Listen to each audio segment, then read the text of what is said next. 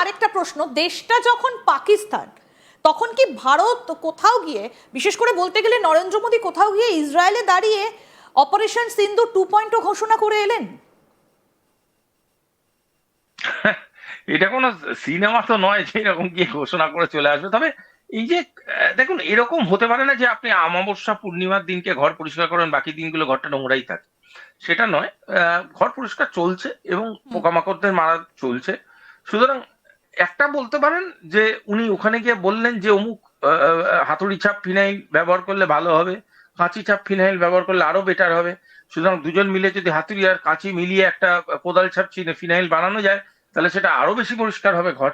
তো এই ধরনের বক্তব্য বলতে পারেন করছে। কিন্তু অপারেশন সিন্দুর যে একটা ব্র্যান্ড অপারেশন সিন্দুর হয়েছে, সেটা আমার বিশ্বাস সেটা ইটস অলরেডি অন দ্য কাজ, সেটা চলছে এবং সেটা চলবে ততদিন অবধি যতদিন না পর্যন্ত অ্যাবসলিউট নালিফিকেশন অফ টেরোরিজম এই অঞ্চলে না হচ্ছে। একদম। কিন্তু কোথাও গিয়ে কি পাকিস্তানের কেন এত রাগ আফগানিস্তানের ওপর? আমরা সেই আলোচনাটা এবার আসবো। সুভাষিস, আপনি আমাদের সঙ্গে থাকুন, যে কেন আফগানিস্তানের ওপর এত রাগ। আমরা কিছুদিন আগেই শুনেছিলাম যে পাকিস্তান এবং আফগানিস্তান এই দুই দেশের মধ্যে লড়াইটা আরো বিশাল মাত্রায় ধারণ করেছে, এয়ার স্ট্রাইক হয়ে গেছে এক দেশ আরেক দেশের ওপর। কিন্তু কোথাও গিয়ে কি এবার আফগান পাক যুদ্ধে কাবুলকে সাপোর্ট দেবে ভারতীয় সেনাবাহিনী? এই প্রশ্নটা যেমন খুব প্রাসঙ্গিকভাবে আমাদের জানতে ইচ্ছে করছে, তেমনি অন্যদিকে পাকিস্তানের সঙ্গে তো আমেরিকার এখন এই মুহূর্তে একেবারে দহরম মহরম, গলায় গলায় মিত্রতা। তাহলে কি ইউএসএ পাকিস্তানকে সাপোর্ট দেবে? অন্যদিকে যে সাপোর্ট দেবার কথা তো আপনি বলছেন, ভারত কি তাহলে সরাসরি সেনা পাঠাবে আফগানিস্তানে? আমার মনে হয় না।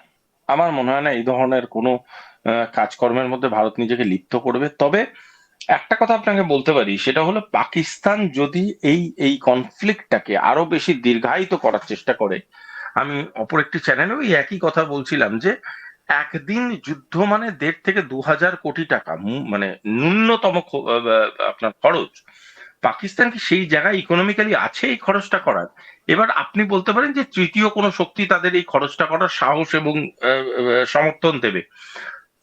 যদি মাল্টি ফেসেড প্রবলেমের মধ্যে আমেরিকা যেহেতু আছে, যেখানে তাদের নিজস্ব পলিটিক্যাল প্রবলেম আছে, তারা ব্রিক্স নিয়ে চিন্তিত, তারা তাদের মুদ্রার শক্তি নিয়ে চিন্তিত, তারা নতুন ওয়ার্ল্ড ইকুয়েশন নিয়ে চিন্তিত, ইরান নিয়ে চিন্তিত, তারা ইনফ্যাক্ট তারা এই যে বিভিন্ন রকম কনফ্লিক্ট হচ্ছে সেই কনফ্লিক্টে বিভিন্ন রকম শেপ অ্যান্ড সাইজে নিজেকে অ্যাডজাস্ট করতে গিয়ে চিন্তিত। সেইখানে দাঁড়িয়ে কোনোভাবে যদি অ্যাক্টিভলি আমেরিকা এমন একটা জায়গায় হিট করতে চেষ্টা করে, যে যেই জায়গার মধ্যে, যেই টেরেনের মধ্যে তারা অলরেডি একসময় ইনভেস্টমেন্ট করেছে, আমার মনে হয় সেটা সে করবে বলে মনে হয় না। এবং পাকিস্তানের যে মূল রাগের কারণ আফগানিস্তানের, সেটা হচ্ছে পাকিস্তান একটা সময় এই তালিবানকে সাথে নিয়ে প্রচুর রকম অঙ্ক কষেছিল। আজকের ডেটে তালিবান তাদের রিয়ালিটিটা বুঝতে পেরেছে এবং হয়তো বুঝতে পেরেছে, এবং বুঝতে পেরে এটা বুঝতে পেরেছে ইম্প্রোভাইজেশন, উন্নতি এবং অবনতির মধ্যে পার্থক্যটা কোথায়। আজকে কোথায় স্কুল কলেজের প্রয়োজনীয়তা আছে, আজকে কোথায় হাসপাতালের প্রয়োজনীয়তা আছে, আজকে কোথায় বিদেশি বন্ধুদের প্রয়োজনীয়তা আছে, সেইখানে গিয়ে পাকিস্তানের থেকে মাছ মাছ মাছ ফেরোশাস একটি টেরান হচ্ছে আফগানিস্তান। এবং আফগানিস্তান কিন্তু একটা কথা আপনাকে বলি, আফগানিস্তান কিন্তু যুদ্ধ করতে জানে, আফগানিস্তান মরতে জানে, মারতে জানে। এবং আফগানিস্তানের একটা অদ্ভুত কম্বিনেশন হচ্ছে আফগানিস্তানের পুরুষ মহিলা উভয়ই খুব ভয়ঙ্কর ধরনের যুদ্ধের মধ্যে নিজেদের লিপ্ত করতে পারে। They know the bloody game যাকে বলে আর কি, যে ব্লাড ব্লাড গেমটা তারা খুব ভালো জানে। সুতরাং পাকিস্তান যদি কনভেনশনাল ওয়ার করে, আফগানিস্তান কিন্তু নন কনভেনশনাল প্রসেসে পাকিস্তানকে বিরাট ভোগান ভোগাতে ভোগাতে পারে। এবং পাকিস্তানের ইকোনমিক কন্ডিশন এমন জায়গায় যেতে পারে যেখান হুম। থেকে রিভাইভ করার জায়গা কিন্তু পাকিস্তানের থাকবে না। একদম। এবং এরই মধ্যে আরেকটা বিষয়, আমি ইউএস এর প্রসঙ্গটায় আসবো শুভাশিস, তবে তার আগে আফগানিস্তানকে সব রকম সাপোর্ট দেওয়া হবে বলে ইরানের তরফ থেকে বলা হয়েছে। ফুড এবং অন্যান্য লজিক্যাল সাপোর্ট যে ইরান দেবে। আরাঘাচি তিনি একটা পোস্ট করেছেন, ফরেন মিনিস্টার অফ ইরান। কি পোস্ট করেছেন আমরা একটু দেখাই এবার দর্শকদের। সৈয়দ আব্বাস আরাঘাচি তিনি একটা পোস্ট করেছেন। তিনি কি পোস্ট করেছেন? পবিত্র রমজান মাস, যা ইসলামী বিশ্বে সংযম এবং সংহতি জোরদার করার মাস, আফগানিস্তান এবং পাকিস্তানের জন্য সুপ্রতিবেশী সুলতার কাঠামোর মধ্যে এবং সংলাপের মাধ্যমে বিদ্যমান পার্থক্যগুলো পরিচালনা এবং সমাধান করা উপযুক্ত। ইসলামী প্রজাতন্ত্র ইরান দুই দেশের মধ্যে সংলাপ সহজতর করতে এবং বোঝাপড়া ও সহযোগিতা জোরদার করতে যে কোনো সহায়তা প্রদান করতে প্রস্তুত? আমি এই জায়গাটা একটু জানতে চাইবো যে ইরান এবার কার পাশে দাঁড়াবে, কারণ আমরা দেখেছি যে আমেরিকা যখন ইরানকে অ্যাটাক করেছিল, পাকিস্তান কিন্তু একটা ইসলাম কান্ট্রি হওয়া সত্ত্বেও ইরানকে সাপোর্ট করেনি। তাহলে কি এবার ইরান সরাসরি, যদিও দুই দেশের মধ্যে বোঝাপড়ার কথা বলেছেন আব্বাস আরাঘাচি, কিন্তু তিনি কি কোথাও গিয়ে এবার আফগানিস্তানের পক্ষে দাঁড়াবেন পাকিস্তানের বিপক্ষে গিয়ে? আহ, আন্তর্জাতিক সম্পর্কে না কারুর ডেফিনিটিভ ভাবে বিপক্ষ না দাঁড়িয়েও কাউকে পক্ষপাতিত্ব করা যায়। হ্যাঁ, তো ইনক্লাইন্ড ব্যালেন্স বলে একটা কথা বলা হয়। তো সেখানে ইরানের স্ট্যান্ডটা আমার সেখানে কিছুটা মনে হচ্ছে যে আফগানিস্তানের দিকে ইনক্লাইন্ড, অথচ ব্যালেন্সের কথাই ইরান বলবে, কারণ ইরান চাইবে যে তারা তাদের উপরেও তো একটা এনগেজমেন্টের একটা না প্রেশার রয়েছে যে আমেরিকা যে কোনো মুহূর্তে তাদের সাথে এনগেজ হয়ে যেতে পারে।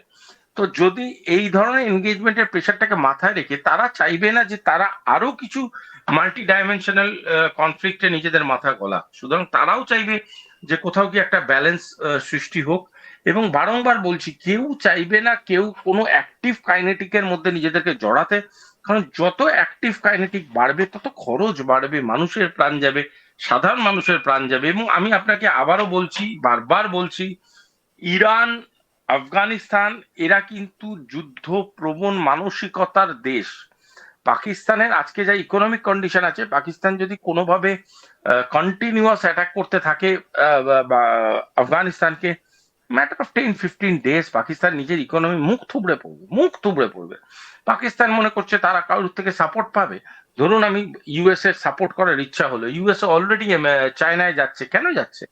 বিকজ তারা জানে তাদের ইকোনমি প্রবলেমে পড়তে পারে। ইন্ডিয়া ওদিক থেকে আফগানিস্তানকে চেষ্টা করবে যে যাতে আফগানিস্তান তার ওয়ার এগেনস্ট টেররিজমে ভালো ভালো ফল করুক। সেক্ষেত্রে ইসরায়েলের স্ট্যান্ডটা ভীষণভাবে ইম্পর্টেন্ট, এখানে রাশিয়ান স্ট্যান্ডটা ভীষণভাবে একদম। ইম্পর্টেন্ট। আমি একটু আমেরিকান স্ট্যান্ডটা নিয়ে আপনার কাছ থেকে ডিটেইলে জানতে চাইছি, কারণ আফগানিস্তানে দীর্ঘদিন আমেরিকা সৈন্য মোতায়েন করে রেখেছিল এবং দীর্ঘদিন ধরে একটা ইন্টারেস্ট কিন্তু আফগানিস্তানে আমেরিকার রয়েছে, এবং সৈন্য সরে গেলেও এখনো পর্যন্ত একটা ইন্টারেস্ট রয়েছে আফগানিস্তান। রাশিয়াকেও ভুলে গেলে চলবে না। ইউএসএসআর এবং রাশিয়ার inclination towards Kabul and Kandahar and Afghanistan is not less.